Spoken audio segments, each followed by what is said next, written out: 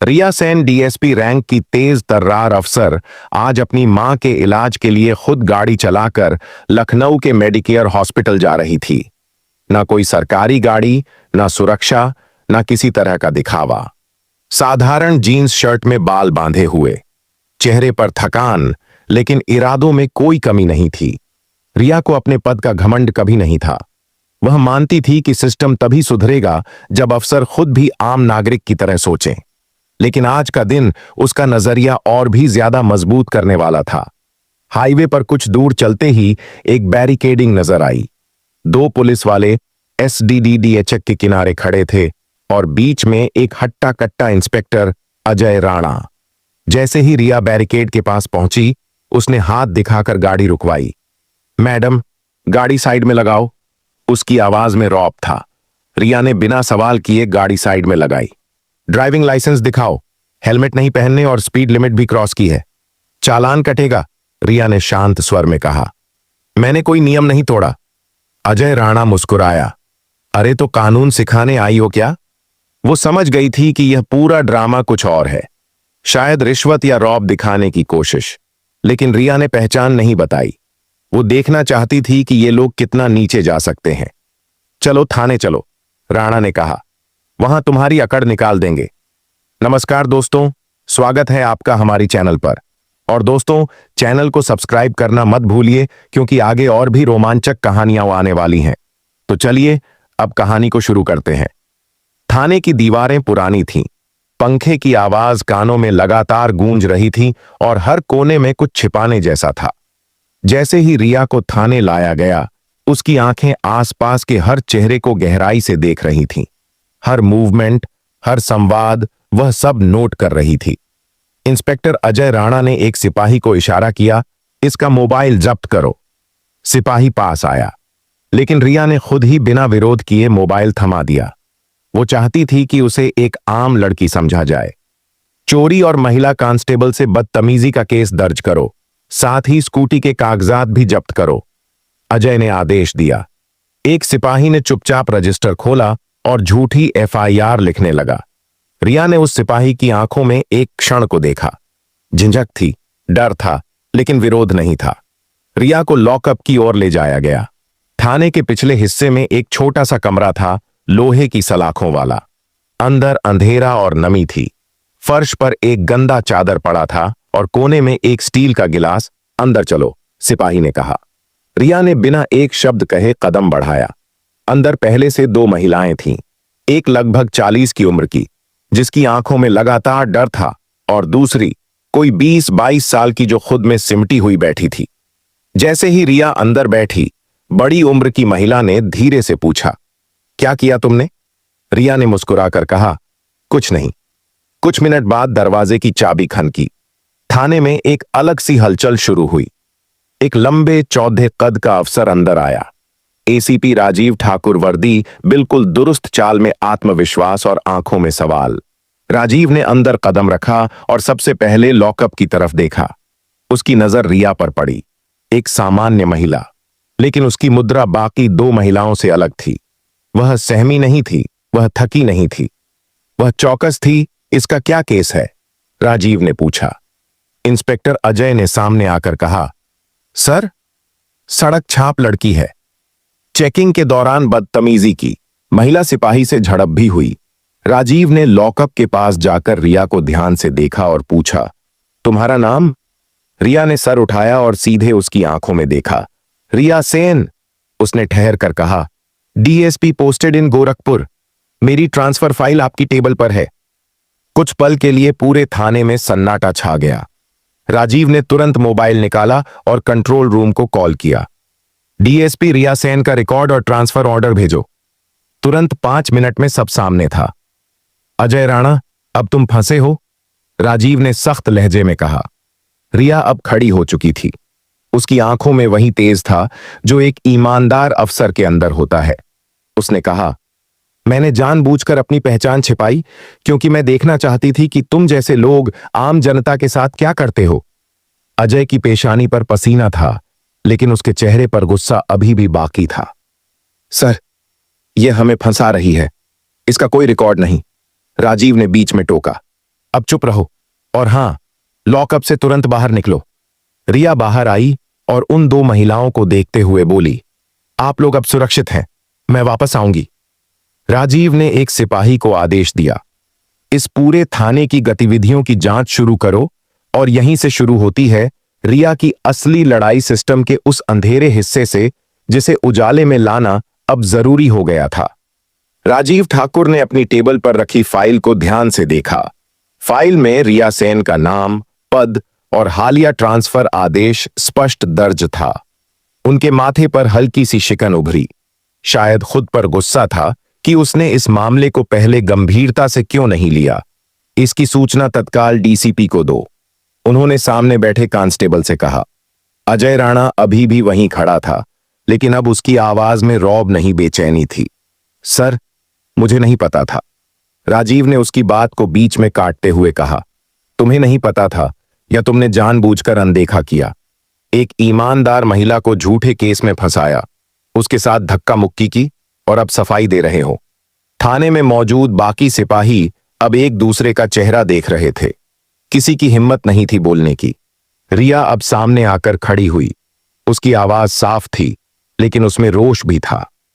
मैंने अपनी पहचान छिपाई ताकि देख सकूं कि आपके नीचे काम करने वाले अधिकारी जनता के साथ कैसा व्यवहार करते हैं। यह सिर्फ मेरे साथ नहीं हुआ, यह हर उस लड़की के साथ हो रहा है जो अकेली होती है और जिसे यह सिस्टम कमजोर समझता है। राजीव ने सर हिलाया। उन्होंने तुरंत एक नोटबुक निकाली और सब कुछ लिखवाना शुरू किया। घटना का समय, तारीख, आरोप और लॉकअप में डालने का पूरा सिलसिला हम फॉरेंसिक जांच भी करेंगे। CCTV footage, mobile call records, FIR, entry time, सब इस केस को दबाया नहीं जाएगा, उन्होंने कहा। इसके बाद रिया ने उन दो महिलाओं की ओर इशारा किया जो अभी भी लॉकअप में बैठी थीं। इन दोनों से भी बात कीजिए, इनकी कहानी भी सुनी जानी चाहिए। क्या इन्हें भी झूठे केस में फंसाया गया? राजीव ने तुरंत महिला सिपाही को बुलाया और निर्देश दिया कि दोनों महिलाओं को मेडिकल चेकअप के लिए भेजा जाए और उनका बयान लिया जाए। अब रिया थाने के हॉल में खड़ी थी। सामने पुलिस स्टाफ की लाइन, जिनकी आंखों में अब भय और संकोच था। मैं आज सिर्फ एक पीड़ित नहीं हूं, रिया ने कहा, मैं एक चेतावनी हूं। इस देश की हर लड़की के लिए आवाज उठाने का वक्त आ गया है और मैं इस सिस्टम की सच्चाई सबके सामने लाकर रहूंगी। तभी बाहर एक गाड़ी आकर रुकी। यह डीसीपी ऑफिस से आई टीम थी। राजीव ने खुद दरवाजा खोला और अफसर को अंदर लाया। मामला बहुत गंभीर है, वरिष्ठ अधिकारी ने कहा। डीएसपी मैडम ने जो आरोप लगाए हैं वह अगर सही निकले तो न केवल अजय राणा बल्कि इस थाने के कई अफसरों पर कार्यवाही होगी, और अगर गलत निकले। अजय राणा ने लगभग फुसफुसाते हुए पूछा। रिया ने सीधा उसकी आंखों में देखा। अगर मैं झूठी निकली तो मैं खुद इस्तीफा दूंगी, लेकिन तुम तब तक जेल में रहोगे जब तक सच सामने नहीं आ जाता। राजीव ने रिया को देखा, एक सच्ची अफसर जो सिर्फ सिस्टम का हिस्सा नहीं बल्कि उसे सुधारने का इरादा रखती थी। थाने के हर कोने में अब खामोशी थी, लेकिन इस खामोशी में एक नया तूफान पाल रहा था, जवाबदेही का, ईमानदारी का और बदलाव का। रिया को अब इस बात का स्पष्ट एहसास हो गया था कि यह मामला सिर्फ अजय राणा तक सीमित नहीं है। कुछ ऐसा था जो परत दर परत नीचे तक फैला हुआ था, एक संगठित तंत्र जिसमें सिर्फ निचले स्तर के नहीं बल्कि उच्च स्तर के अफसर और संभवतः राजनेता भी शामिल थे। राजीव ठाकुर और डीसीपी की टीम ने रिया से अनुरोध किया कि वह मामले से खुद को अलग कर ले और फॉर्मल जांच टीम को जिम्मेदारी सौंप दे। लेकिन रिया का जवाब था साफ, अगर एक ईमानदार अफसर को ही साइडलाइन किया जाएगा तो सिस्टम सुधरेगा कैसे? उन्होंने खुद अपनी एक छोटी जांच टीम गठित की, 3 पुराने खुफिया एजेंट और एक टेक्निकल अफसर जिन पर उसे भरोसा था। नाम नहीं, सिर्फ काम से पहचाने जाने वाले लोग। उनके पास पुलिस सिस्टम का वह चेहरा देखने की दृष्टि थी जिसे आम लोग नहीं देख पाते। पहला कदम था अजय राणा के फोन, कंप्यूटर और ऑफिस लॉकर की फॉरेंसिक जांच। कई अनऑथराइज्ड ट्रांजैक्शंस, संदिग्ध कॉल लॉग्स और व्हाट्सएप चैट्स बरामद हुए। इन संदेशों में कुछ कोडवर्ड का इस्तेमाल हुआ था, जिनमें 2 ब्लैक और गोल्ड क्लास जैसे संदिग्ध शब्द शामिल थे। रिया ने टीम के टेक एक्सपर्ट राहुल को यह कोड डिकोड करने का जिम्मा सौंपा। कुछ ही घंटों में राहुल ने एक चार्ट बनाया, किस तारीख को कौन सी गाड़ी निकली, किस केस में पैसे लिए गए और वो पैसा किस अकाउंट में गया। दूसरा कदम था गवाहों की तलाश। उन दो महिलाओं के बयान ने केस को और मजबूत किया, लेकिन अब जरूरत थी ऐसे लोगों की जो खुद सिस्टम का हिस्सा रहे हों और अंदर की कहानी बता सके। रिया ने पुराने एक कांस्टेबल को ट्रैक किया जो कुछ महीने पहले ही ट्रांसफर होकर गया था। वह कांस्टेबल डर के साए में था, लेकिन जब रिया ने उसे सुरक्षा देने का आश्वासन दिया तो उसने मुंह खोला, मैडम, यहां तो हर महीने कट ऊपर तक जाता था। हर फर्जी केस, हर जब्त की गई स्कूटी, हर वसूली, सबका हिस्सा बंधा था। रिया ने सारे बयान रिकॉर्ड करवाए। वीडियो टेस्ट मनी के साथ अब सबूत बढ़ रहे थे। लेकिन सबसे बड़ा झटका तब लगा जब एक बैंक स्टेटमेंट सामने आया जिसमें पैसे सीधे एक वरिष्ठ आईपीएस अधिकारी के रिश्तेदार के अकाउंट में ट्रांसफर हुए थे। अब यह जांच सिर्फ एक थाने तक सीमित नहीं रही। यह एक पूरा नेटवर्क था जिसमें थानों से लेकर सचिवालय तक के नाम जुड़ने लगे थे। रिया ने एक गोपनीय रिपोर्ट तैयार की। इस रिपोर्ट में 18 नाम, 12 केस स्टडीज और 40 से ज्यादा दस्तावेज जुड़े थे। रिपोर्ट को उन्होंने सीधे राज्य के गृह मंत्रालय को भेजा। कुछ ही घंटों बाद जवाब आया, आपको पूर्ण स्वतंत्रता दी जाती है, कार्रवाई कीजिए। अब रिया के हाथ में सिर्फ फाइल नहीं थी, एक असली तलवार थी जो भ्रष्टाचार की जड़ पर चलने वाली थी। राजीव ठाकुर ने भी इस मिशन में पूरी तरह साथ देने का वादा किया और इस तरह शुरू हुई वह लड़ाई जो सिर्फ एक अफसर की नहीं बल्कि पूरे सिस्टम की आत्मा को बचाने की थी। जैसे जैसे रिया की जांच गहराई पकड़ती गई, वैसे वैसे सिस्टम की सड़ांध खुलकर सामने आने लगी। लेकिन जितना आसान था सच्चाई पाना, उससे कहीं कठिन था उसे जोर से का पाना, क्योंकि अब मामला सीधे सीधे सत्ता से टकराने का था। थाने के दस्तावेजों और गवाहों से यह स्पष्ट हो गया था कि हर महीने की अवैध कमाई का एक बड़ा हिस्सा ऊपर तक पहुंचता था। एक वरिष्ठ आईपीएस और एक विधायक के सचिव के खातों में रिया ने जब इसकी रिपोर्ट तैयार की और उसे प्रेस के सामने रखने की योजना बनाई, तभी राजनीतिक दबाव शुरू हो गया। उसी रात रिया को एक गुमनाम कॉल आया, अगर जान की सलामती चाहती हो तो यह सब छोड़ दो, जो हुआ उसे भूल जा। रिया ने फोन काट दिया, लेकिन अब वह और भी ज्यादा दृढ़ हो चुकी थी। अगले दिन रिया ने डीसीपी ऑफिस के बाहर प्रेस कॉन्फ्रेंस रखी।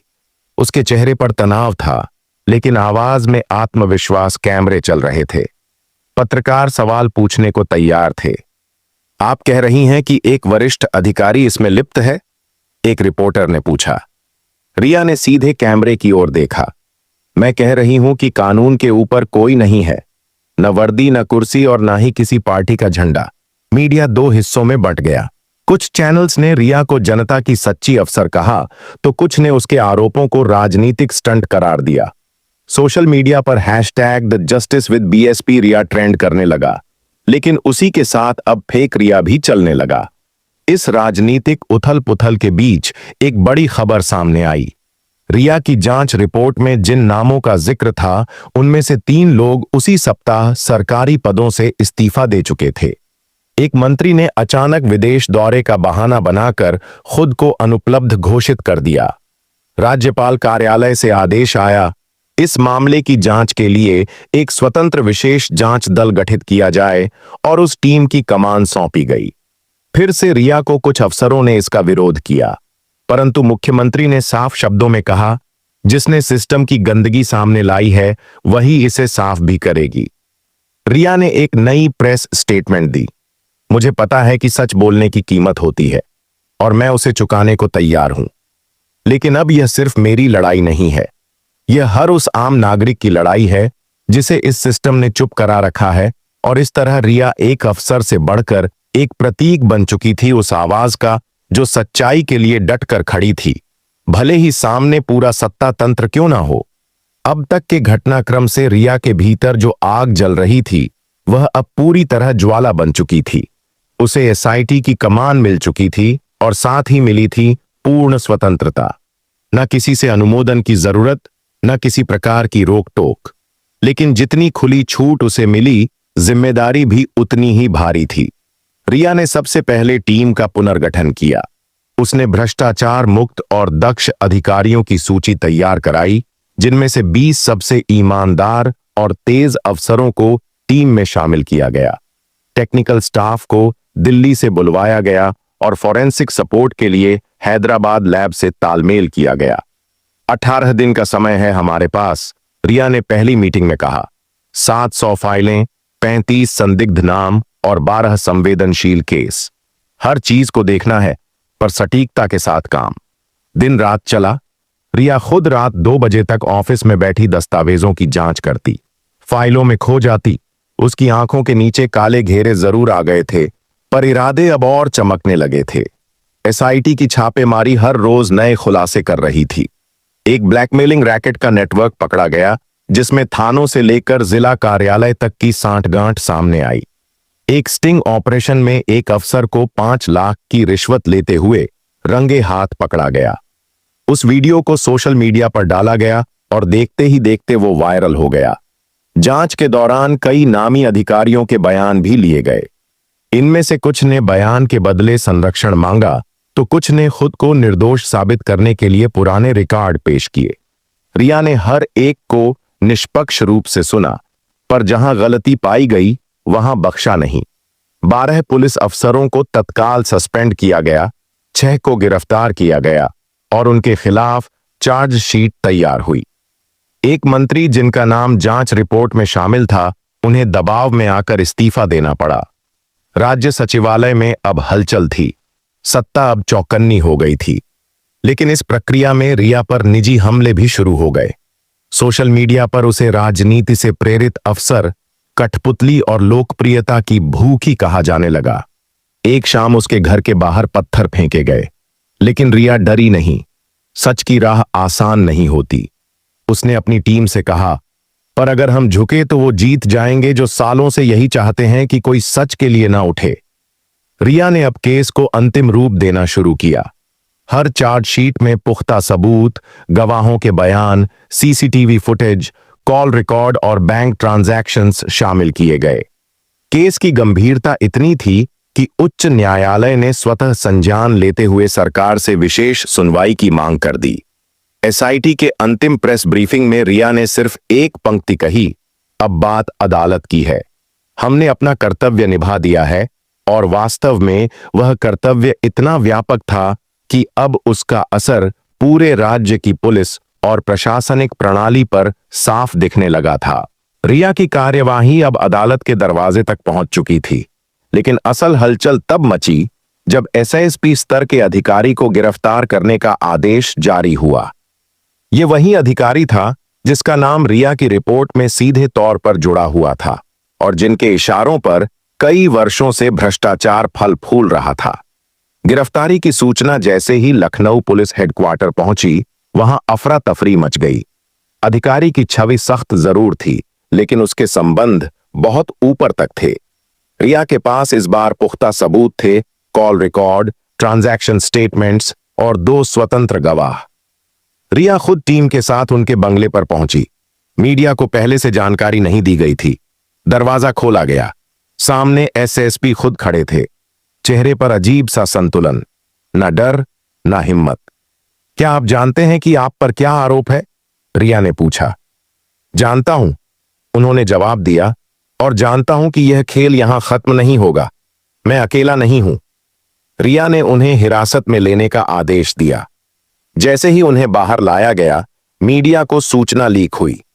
कैमरे चमकने लगे, माइक दौड़ने लगे और टीवी स्क्रीन पर ब्रेकिंग न्यूज चलने लगी। एसएसपी गिरफ्तार, भ्रष्टाचार की जांच ने लिया बड़ा मोड़। हिरासत में ले जाने के बाद एसएसपी ने बयान दिया, मैं तो एक मोहरा हूं, असली चाल तो दिल्ली और राजधानी के कुछ लोगों ने चली थी। नाम चाहिए लिखिए आईजी साहब। यह सुनते ही पूरा महकमा सन्न रह गया। रिया जानती थी कि यह बयान मामूली नहीं था। यह जांच अब राज्य नहीं बल्कि केंद्रीय सत्ता के करीब पहुंच चुकी थी। अगले ही दिन मुख्यमंत्री की विशेष मीटिंग बुलाई गई। उसमें स्पष्ट कहा गया, यदि हम खुद अपने सिस्टम को साफ नहीं करेंगे तो जनता कभी भरोसा नहीं करेगी। इस बीच केंद्रीय गृह मंत्रालय से एक लेटर आया। इस केस को विशेष संवेदनशीलता के साथ राष्ट्रीय जांच एजेंसी एनआईए को सौंपा जा सकता है। रिया को इस सुझाव पर हैरानी नहीं हुई। वह जानती थी कि जैसे जैसे सच्चाई सामने आएगी उसके दायरे भी बढ़ेंगे। लेकिन वह एक अफसर नहीं, अब एक प्रतीक बन चुकी थी और उसकी जिम्मेदारी अब सिर्फ एक राज्य तक सीमित नहीं थी। उसने अपनी डायरी में उस रात सिर्फ एक लाइन लिखी, मैंने सत्ता को छू लिया है। अब डरने की कोई गुंजाइश नहीं बची। एसएसपी की गिरफ्तारी और उसके खुलासे के बाद पूरे राज्य की राजनीतिक और प्रशासनिक व्यवस्था में हड़कंप मच गया था। कई नेताओं ने इस मुद्दे को दबाने की कोशिश की तो कई विपक्षी दलों ने इसे सरकार की विफलता करार दिया। लेकिन एक बात स्पष्ट हो गई थी, अब कोई भी इस जांच को रोक नहीं सकता था। 3 सप्ताह बाद जब यह केस हाई कोर्ट में प्रस्तुत हुआ तो वहां सिर्फ सरकारी वकील और बचाव पक्ष ही नहीं थे, बल्कि आम जनता, मीडिया और सामाजिक संगठनों के प्रतिनिधि भी कोर्ट के बाहर खड़े थे। सभी की नजरें उस महिला पर थीं जिसने सिस्टम को आईना दिखाया था। न्यायमूर्ति ने जब अपना निर्णय पढ़ा तो अदालत में सन्नाटा था। यह केस केवल एक अपराध की जांच नहीं है, उन्होंने कहा, बल्कि यह एक अफसर की दृढ़ता, ईमानदारी और न्यायप्रियता का उदाहरण है। डीएसपी रिया सेन ने अपने कर्तव्य से परे जाकर जिस तरह इस भ्रष्ट तंत्र की परतें खोलीं, वह राष्ट्र के लिए एक प्रेरणा है। कोर्ट ने दोषियों को सख्त सजा सुनाई, जिनमें एसएसपी, 3 अन्य पुलिस अफसर, 2 वरिष्ठ नौकरशाह और एक पूर्व मंत्री शामिल थे। इसके बाद राज्य सरकार ने एक सार्वजनिक समारोह आयोजित किया। मीडिया से लेकर अंतर्राष्ट्रीय मानवाधिकार संगठनों तक ने रिया की सराहना की। समारोह में जब मुख्यमंत्री ने रिया को राष्ट्रीय सेवा पदक से सम्मानित किया तो मंच पर खड़े होकर उसने सिर्फ एक बात कही, यह पदक सम्मान नहीं, एक जिम्मेदारी है। जिम्मेदारी उन लोगों की आवाज बने की जो आज भी सिस्टम के डर से चुप हैं। मैं वादा करती हूं कि जब तक मेरी सांस चलेगी मैं हर गलत के खिलाफ खड़ी रहूंगी। रिया की आंखों में आंसू थे, ना गर्व, बस एक स्थिर शांति थी, जैसे किसी तूफान ने खुद को समेटकर समर्पण की शक्ल ले ली हो। और यहीं से इस कहानी का अंत नहीं, बल्कि एक नई शुरुआत होती है, क्योंकि जहां ईमानदारी हो वहां उम्मीद हमेशा जिंदा रहती है।